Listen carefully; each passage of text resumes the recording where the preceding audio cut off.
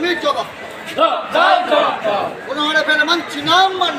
মালদাতে স্নাতক স্তরে গণহারে পরীক্ষার্থীদের ফেল করার ঘটনায় গৌড়বঙ্গ বিশ্ববিদ্যালয় কর্তৃপক্ষের বিরুদ্ধে প্রতিবাদ জানিয়ে বিক্ষোভ দেখালো তৃণমূল ছাত্র পরিষদ।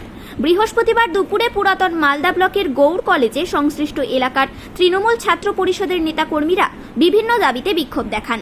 এরপরে গৌড় কলেজের অধ্যক্ষের কাছে গিয়ে তৃণমূল ছাত্র পরিষদের পক্ষ থেকে বিভিন্ন দাবির বিষয়ে একটি ডেপুটেশন দেওয়া হয়। পুরাতন মালদা শহর তৃণমূল ছাত্র পরিষদের সভাপতি বৈদ্য ঘোষ বলেন, গৌড়বঙ্গ বিশ্ববিদ্যালয় অধীনস্থ এবারের স্নাতক স্তরের প্রথম সেমিস্টারের পরীক্ষায় মাত্র 3% পরীক্ষার্থীরা পাশ করেছে। এতটা ফল খারাপ হওয়ার কথা নয়। এই ঘটনার পেছনেই গৌড়বঙ্গ বিশ্ববিদ্যালয় কর্তৃপক্ষের একাংশের চরম গাফিলতি রয়েছে। নিয়মিত পঠন পাঠন না হওয়া এর পেছনে দায়ী। আজকে আমরা গৌড় কলেজ তৃণমূল ছাত্র পরিষদ ইউনিটের পক্ষ থেকে 9 দফা দাবি নিয়ে আমাদের কলেজের প্রিন্সিপালের কাছে একটা ডেপুটেশন জমা দিলাম। গত পরশু আমাদের গৌড়বঙ্গ বিশ্ববিদ্যালয়ের প্রথম সেমিস্টারের রেজাল্ট বেরিয়েছে, যেখানে শুধুমাত্র 3% স্টুডেন্ট পাস করেছে। এই গণহারে যে স্টুডেন্টদেরকে ফেল করানো হয়েছে তার প্রতিবাদে আজকে আমাদের এই বিক্ষোভ এবং ডেপুটেশন। সেই ডেপুটেশনে আমরা বহু ছাত্রছাত্রী নিয়ে প্রিন্সিপালের কাছে গিয়ে ডেপুটেশনটা দিই। আমাদের প্রথম দাবি ছিল এই রেজাল্ট প্রত্যাহার করতে হবে। এর বিরুদ্ধে আমাদের আজকের এই বিক্ষোভ।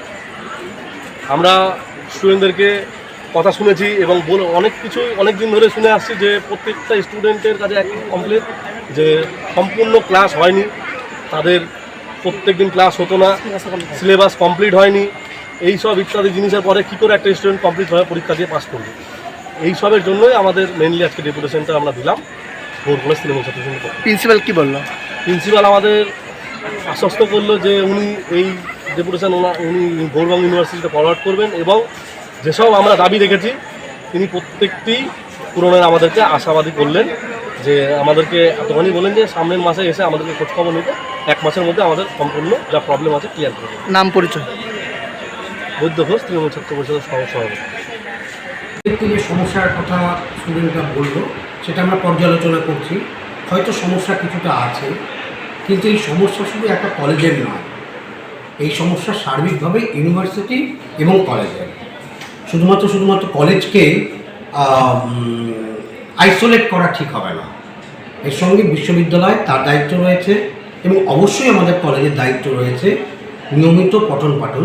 যদিও আমার ধারণা, আমার বিশ্বাস যে আমাদের কলেজে নিয়মিত পঠন পাঠন হয় এবং তার জন্য আমাদের রেজাল্টও প্রতি বছর ভালো হয়।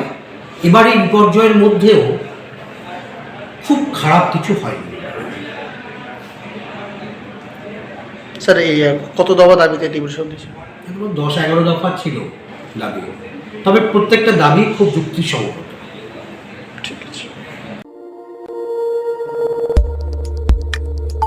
আমাদের সাথে থাকুন এবং দেখতে থাকুন নিউজ প্রাইম টাইমস, আপনাদের সাথে আপনাদের পাশে।